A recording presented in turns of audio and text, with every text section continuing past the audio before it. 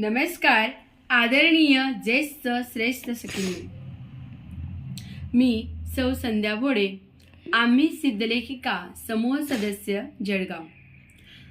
आम्ही सिद्धलेखिका समूह आयोजित मराठी भाषा गौरव दिन या उपक्रमात मी सर्वांचं हार्दिक स्वागत करते. दरवर्षी कवी कुसुमाग्रज यांची जयंती मराठी राजभाषा दिन म्हणून साजरी केली जाते. सर्वप्रथम मराठी भाषा दिनाच्या सर्वांना हार्दिक शुभेच्छा आणि कवी कुसुमाग्रज यांच्या स्मृतींना वंदन करते.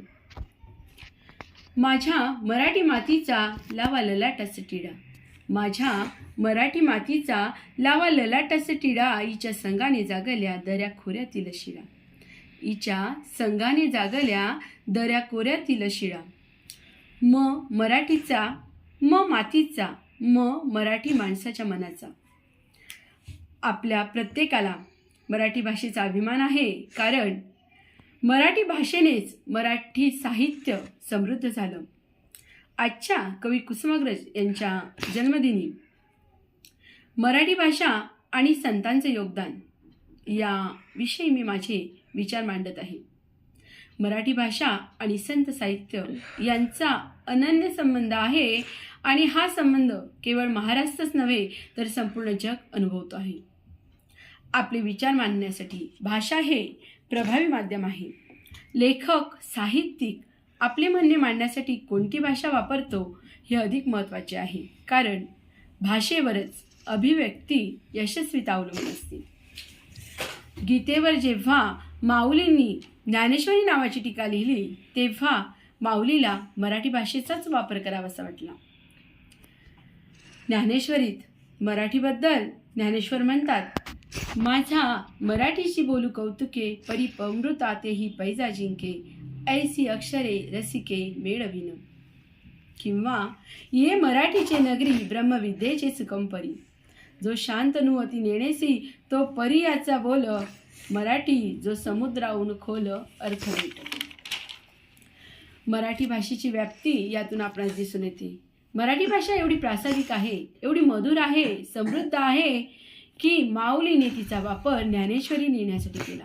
आणि यापुढे जाऊन असे मी म्हणेन की माऊलींनी ज्ञानेश्वरीत मराठी भाषेचा वापर केल्याने मराठी भाषा अधिक प्रासादिक आणि श्रीमंत झाली. माऊलींना फक्त मराठीच भाषा येत होती असे नाही, परंतु भाषिक समृद्धता त्यात असल्याने तिचा वापर ज्ञानेश्वरीत केला गेला. नामदेव महाराज ज्ञानेश्वरीचा गौरव करताना म्हणतात, 56 भाषांशी केलासी गौरव. कानडी, तेलुगू, गुजराती अशा अनेक भाषांतील शब्द ज्ञानेश्वरीत आढळतात, परंतु एखादा भावविषय मांडण्यासाठी मराठीच समृद्ध भाषा आहे. म्हणून नामदेव महाराज म्हणतात, नामा म्हणे श्रेष्ठ ग्रंथ ज्ञानेश्वरी, एक तरी ओवी अनुभवावी. मराठी भाषेचा गौरव संतांनी केला.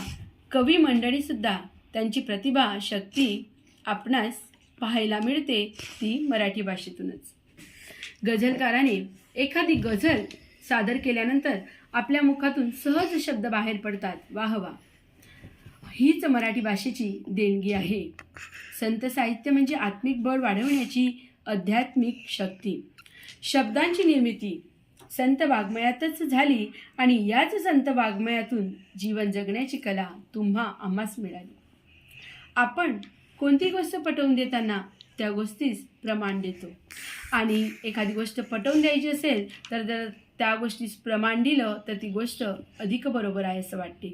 जसे काही तुका म्हणे, नामा म्हणे असं जर आपण एखाद्या गोष्टीस प्रमाण दिलं तर ती गोष्ट अधिक वजनदार होते. जीवन जगण्याचा सामाजिक आविष्कार मराठीतून झाला असे आपणास म्हणता येईल. आत्मिक ऊर्जा स्वतःलाच बळ देण्याचं सामर्थ्य, जगण्याचा आनंद संत वाङ्मयातून आम्हाला मिळाला. संत वाङ्मयाने शब्दांची भेट दिली. शब्दकोशात शब्द असतात, परंतु त्यांचा संदर्भ संत वाङ्मयातच दिसून येतो. संत नामदेव, जनाबाई, मुक्ताबाई यांनी असे शब्द वापरले की जे शब्द आपणास ज्ञात नाही, परंतु त्याचा अर्थ आपणास कळतो. हीच भाषिक समृद्धता आहे. हीच संत वाङ्मयाची एक अनमोल देणगी आम्हास मिळालेली आहे. संत साहित्य सांगती महिमा मराठीचा. संत साहित्य सांगती महिमा मराठीचा. तिच्यामुळेच जीवनी आज दिन सोनियाचा. तिच्यामुळेच जीवनी आज दिन सोनियाचा. यावरून हेच म्हणता येईल की संत वाङ्मय समृद्ध आहे मराठी भाषेने, जी जीवनमूल्ये आपणास देते. धन्यवाद.